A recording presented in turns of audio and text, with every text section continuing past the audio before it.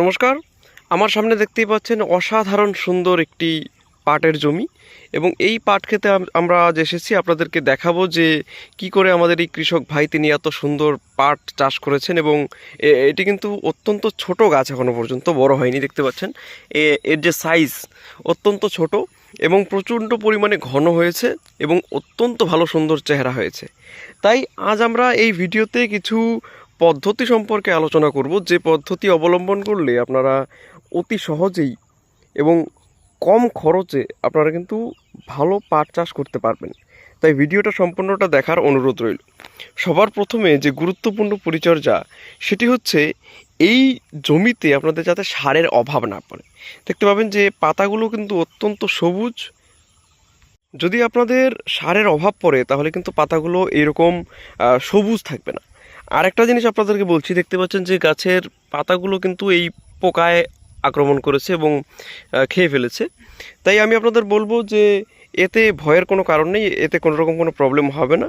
অনেকে কী করেন, আপনারা যে কোনো একটা পোকার ওষুধ আপনারা স্প্রে করে দিতে পারেন, না দিলেও চলবে, কোনো প্রবলেম নেই। আর একটা জিনিস যেটা গুরুত্বপূর্ণ, এই দেখুন এই পাটটি কিন্তু নিচের দিকে যদি আমি আপনাদেরকে দেখাই, দেখতে পাচ্ছেন যে অত্যন্ত কিন্তু ঘন।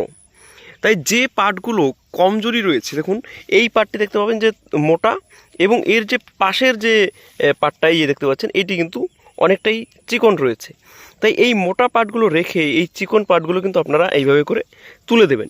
তাহলে কি হবে, অর্থাৎ একটু পাতলা করে দেবেন। তাহলে কি হবে, আপনাদের যে পাট সেটি কিন্তু একটু জায়গা পাবে বাড়ার, এবং হাওয়া বাতাস যাতে গাছের ভেতরে ভেতরে ঢুকতে পারে, তাহলে কিন্তু আপনাদের গাছের যে গ্রোথ সেটি কিন্তু অত্যন্ত ভালো হবে। এবং এর পাশাপাশি আপনারা কিন্তু একটি ভালো ফলনের আশা করতে পারবেন এই পাট চাষের ক্ষেত্রে। এই কয়েকটি জিনিস খেয়াল রাখবেন।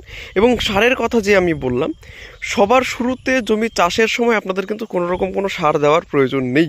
আপনারা বীজ যখন ছিটিয়ে দেবেন, এই বীজ আপনারা ছেটানোর পরে এক থেকে দেড় কিলো আপনারা বীজ ছেটাবেন। কারণ অনেক সময় বিচি গজিয়ে উঠতে পারে না, বা কোনো রকম কোনো প্রবলেম যাতে না হয় সে কারণের জন্য একটু বেশি আপনারা 1.5 কিলোর মতো আপনারা ছেটাবেন প্রতি বিঘেতে, তাহলেই আপনাদের হয়ে যাবে। এবং এর পরবর্তীতে যদি আপনাদের ঘন হয়ে যায় তাহলে কিন্তু আপনাদের এই যেভাবে আমি বললাম যে উঠিয়ে দেবেন, সেগুলো উঠিয়ে দেবেন। সারের ব্যাপারটাতে ফিরে আসি। প্রথম দিকে আপনাদের সারের কোনো প্রয়োজন নেই, এবং পরবর্তী পর্যায়ে আপনারা কি করবেন, যখন গাছের যে চেহারা সেটা তুলনামূলক একটু কমজোর দেখবেন, তখন কিন্তু আপনারা সার ব্যবহার করবেন, তবে কম পরিমাণে। প্রতি বিঘাতে আপনারা 10 কেজি 10-26 এবং 3 কেজি ইউরিয়া ব্যবহার করতে পারেন, বা 4 কেজি ইউরিয়া ব্যবহার করতে পারেন, তাহলেই কিন্তু হয়ে যাবে। আমাদের এই কৃষক ভাই তিনি কিন্তু আর কোনো কিছু করেননি, শুধু এই পর্যায়ে করেছে। এবং মাঝখানে কি করবেন, গাছের যখন পাট গাছের মধ্যে অত্যন্ত পরিমাণে ঘাসের উপদ্রব হয় না, তখন কিন্তু আপনাদের গাছের যে গ্রোথ সেটি কিন্তু বাধাপ্রাপ্ত হয়। তাই আপনারা কি করবেন, যে পাটের গ্রোথ যাতে বাধাপ্রাপ্ত না হয়, তাহলে আগাছা মুক্ত করার যে ঘাসমরা রয়েছে সেটি কিন্তু আপনারা দেবেন। মার্কেটে বর্তমানে অত্যন্ত আধুনিক ঘাসমরা পাওয়া যায়।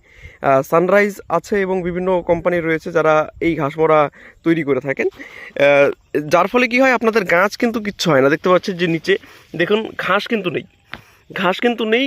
তার কারণ হচ্ছে এখানে ঘাসমরা ব্যবহার করা হয়েছে, এবং যার ফলে শুধুমাত্র ঘাসগুলোই কিন্তু মরেছে। দেখতে পাচ্ছেন যে একদম পরিষ্কার রয়েছে, কিছু কিছু জায়গা অল্প সামান্য কিছু ঘাস রয়েছে, এগুলোতে কোনো রকম কোনো প্রবলেম হবে না।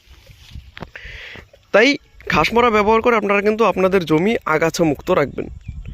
এই কয়েকটি পন্থা আপনারা এই পর্যায়ে আপনারা ব্যবহার করবেন, এবং এর পরবর্তী পর্যায়ে গাছের যখন হাইট 1 কোমর ছাড়িয়ে যাবে, সেই সময়ে আবার আপনারা 10 থেকে 15 কেজি সার আপনারা কিন্তু ব্যবহার করবেন। সেক্ষেত্রে আপনারা 10-26 ইউরিয়া এবং ডিআইপি এই কয়েকটি সার আপনারা একসঙ্গে মিক্স করে ব্যবহার করবেন, তাহলে কিন্তু গাছের চেহারা অত্যন্ত ভালো হয়। এবং তার সঙ্গে সঙ্গে যদি আপনারা দেখেন যে অতিরিক্ত পোকার আপনাদের উপদ্রব রয়েছে জমিতে, সেক্ষেত্রে আপনারা সামান্য কিছু, যেমন প্রোফেক্সও ব্যবহার করতে পারেন, আপনারা রকেট ব্যবহার করতে পারেন। এই কয়েকটি ওষুধ আপনারা ব্যবহার করবেন, এর বেশি প্রয়োজন নেই। তাহলেই কিন্তু আপনাদের গাছের যে গ্রোথ সেটি কিন্তু ইনিশিয়াল পর্যায়ে খুব ভালো হবে, এবং আপনারা কিন্তু ভালো ফলন পাবেন। আরেকটা জিনিস খেয়াল রাখবেন, গাছ যাতে আপনাদের বেশি ঘন না হয়। তুলনামূলকভাবে পাতলা পাটই কিন্তু ওজনে বৃদ্ধি পায় এবং মোটা তাগড়া সবল হয়। তাই এই কয়েকটি জিনিস খেয়াল রাখবেন, তাহলেই কিন্তু আপনাদের পাট এই ধরনের আপনারা কিন্তু চাষ করতে পারবেন।